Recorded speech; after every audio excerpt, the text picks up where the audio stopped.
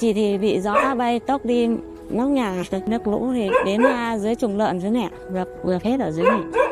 Trong thời gian đấy chị vẫn cho em bé bú ngày 3-4 lần. Mà nếu mà không cho em ăn cháo thì sữa này không đủ, thì không đủ cho em bú. Em bé ốm nên là chị không đi kiếm được tiền nên là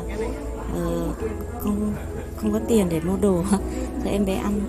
Hôm nay các cô cho thuốc cho em bé ăn để chữa cho em bé suy dinh dưỡng. Chị cảm thấy mừng và vui cho bé.